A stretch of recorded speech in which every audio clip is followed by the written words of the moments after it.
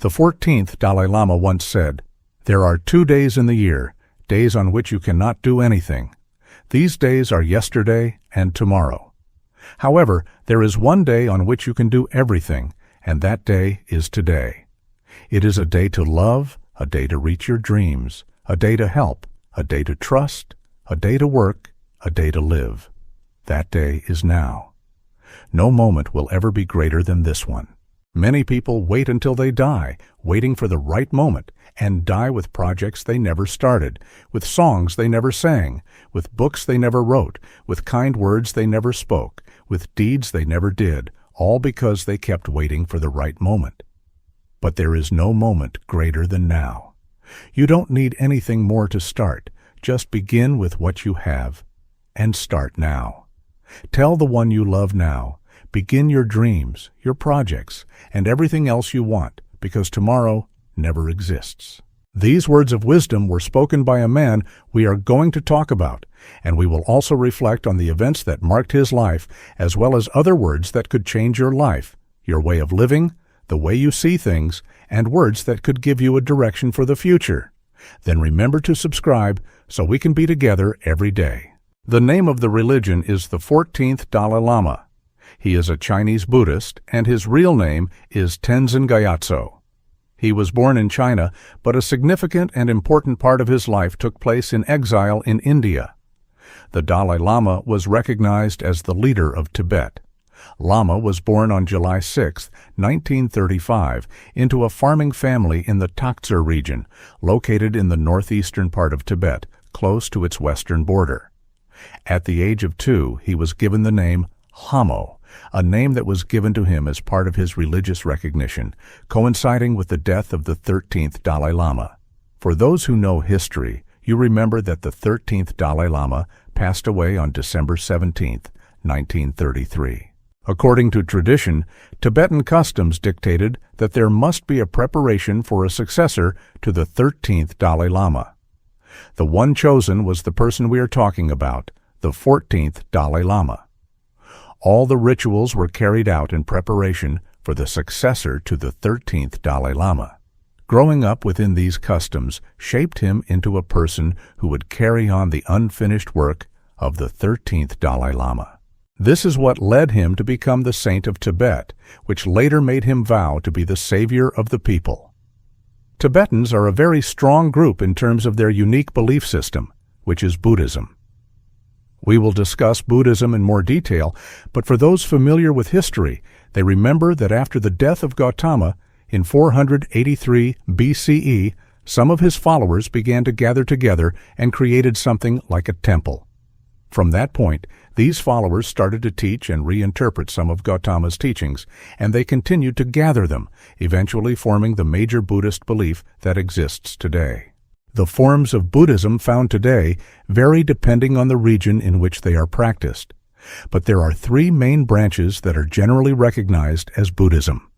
The first is called Theravada, which is found in countries like Thailand, Sri Lanka, Cambodia, Laos, and Myanmar.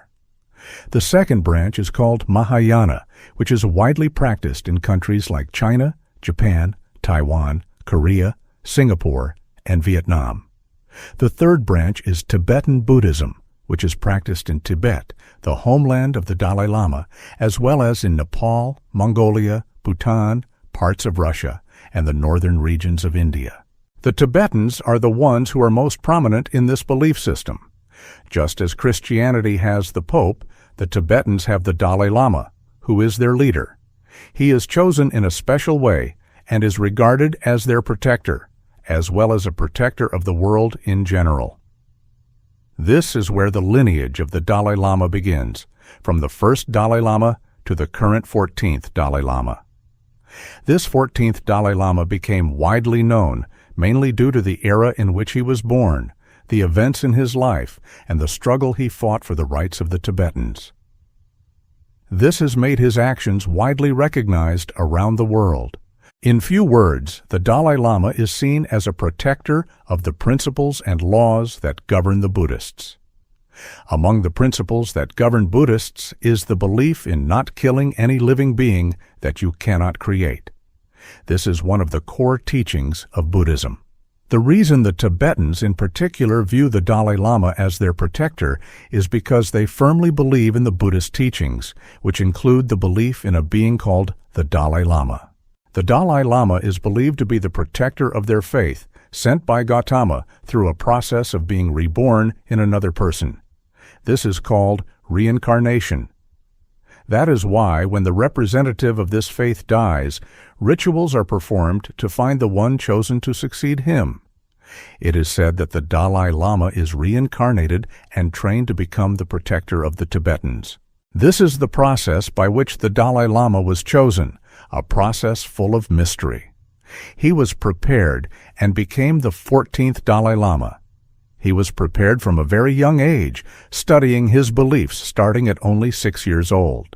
He was taught based on the Nalanda tradition, which included literature, the proper use of language, medicine, and the key teachings of Buddhist philosophy.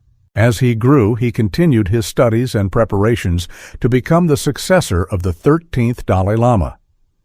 This training shaped him into a person who was enlightened in a way that his teachings became the foundation for many people, leading to books being written about him and even films being made. People who have watched a film like Road to Peace will better understand these teachings. Tibet was once an independent region of China, located to the north of the Himalayas. Those who know history well are aware of the wars that took place there. Before China defeated Tibet in the 1950 invasion, the leaders of China were greatly troubled by the Tibetan belief system. The Chinese authorities realized that something major would challenge their rule: the belief system of the Tibetans. The only thing they could do was to invite a representative of the Tibetans to explain their issues and the principles of the Tibetans, especially since the teachings of the Dalai Lama were spreading, and these teachings did not align with their political agenda. In 1954, the 14th Dalai Lama traveled to Beijing, where he met with a Chinese official considered to be the architect of China's policies, known today as Mo Zedong, and also met with other Chinese leaders. As the protector of the Tibetans, the Dalai Lama had much to explain, including the rights of the Tibetans. He had to clarify everything as their representative in both religious beliefs and governance. However, the discussions yielded no results, as the Dalai Lama continued to resist and protect his people. This resistance continued, leading to his escape in 1959. He fled to northern India as the Chinese forces were intensifying their actions against the Tibetans. The Tibetans' leader, their protector, was being sought more than anyone else. From that time on, the 14th Dalai Lama continued to fight for the independence of the Tibetans, but he did so from exile. His efforts in advocating for peace led to him receiving the Nobel Peace Prize in 1989 for his role in fighting for the independence of the Tibetans. His message spread across the world, and he received over 150 awards, including medals and various cups. However, old age began to have an impact on his ability to continue teaching, and by 2011 it seemed as though he had slowed down. The teachings of the 14th Dalai Lama have changed the lives of many people. So, listen to the words that will change your life today. This man is the one who said that if you think you are too young to make a difference, just look at the mosquito. The mosquito is small and it is a very tiny creature, yet it kills many people worldwide. At least one person dies every 10 to 20 minutes from a disease spread by mosquitoes. The mosquito is small, but it can worry you more than you think. Being small does not mean that you cannot make a difference. Dalai Lama is also the one who said, "What will tell you that you have achieved something in life is that you will have a child, and then if the challenges your child faces be 1/3 of the challenges you went through, that's when you will know you have been successful in life."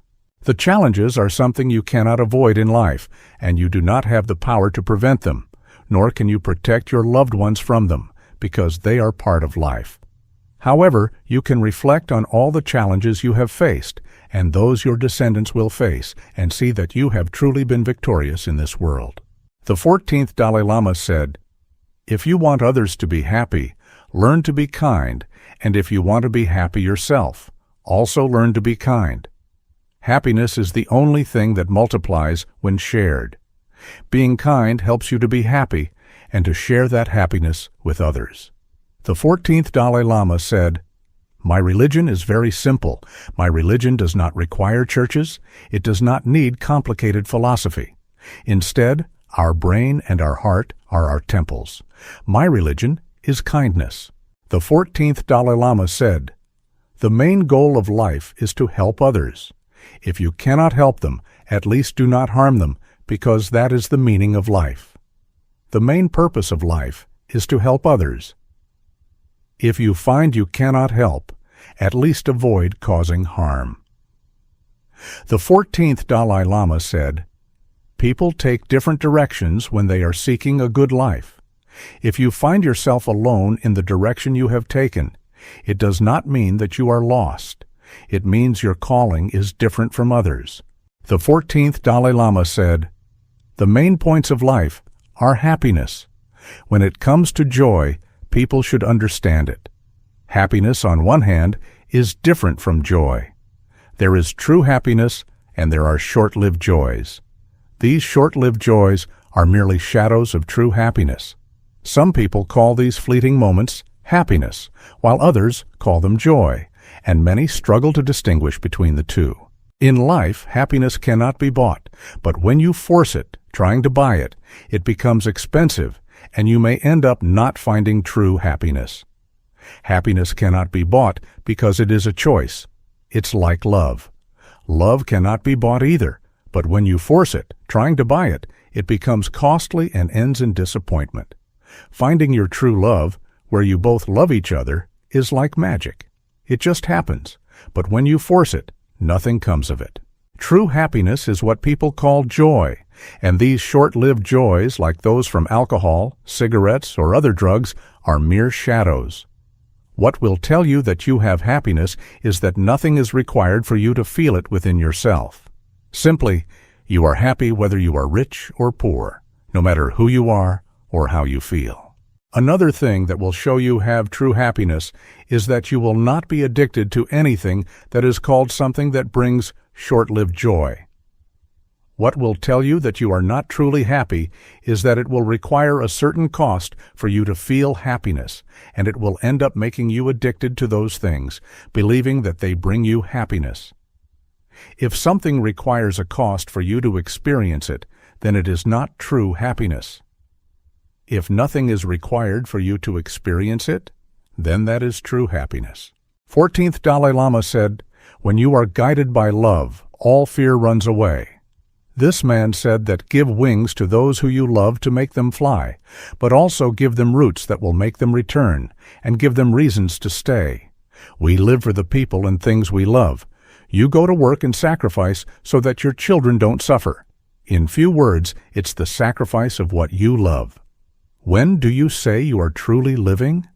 You say that you are truly living when you give time to the people and things you love? 14th Dalai Lama said, "Always remember that sometimes not getting what you want is great fortune. No one knows. Sometimes we ask for our desires, but if they were to come true as we seek them, sometimes they could be the end of our life. That's why a parent should give a child what they need rather than what they want. Not everything you want will be beneficial to you." 14th Dalai Lama said, "If you do not love yourself, you cannot love others. If you do not have compassion for yourself, you cannot have compassion for others." 14th Dalai Lama said, "Whether a person is rich or poor, educated or uneducated, a believer in God or not, a man or a woman, black or white, we are all the same in body. We share the same emotions. We share the same thoughts. We all need food, water, security, and love. We all want happiness, and we all fight against suffering. Each of us may experience hope, fear, sorrow, joy, dreams. And above all, we all follow the path of death. We will all die because birth is a gift, but death is a law that must happen, whether we want it or not. Therefore, if all people can experience these things, it shows that religion, ethnicity, culture, or the language spoken cannot change what we share. Why should we tie ourselves to certain beliefs, faiths, and ways of thinking when we are all one and while the entire world belongs to us. 14th Dalai Lama said, "Nothing aligns the mind like a good night's sleep." 14th Dalai Lama said, "If you think everything is the fault of others, it will end up causing you a lot of pain. But if you believe that everything that happens to you comes from within yourself, you will find peace and happiness." So, in order to be with me every day and never miss any video about the word that can change your life or the advice of the day, subscribe and then turn on the notification bell to be notified about the next part of the 14th Dalai Lama series. Yes, sometimes I create additional parts of the video to keep them short, allowing you time to engage in other activities or go to work. When you return home tired or just want to watch some videos to relax, just come to this channel. Listen to the words and advice that will change your life, gain new knowledge, and also relax your mind. Thanks for watching. See you in the next upcoming video.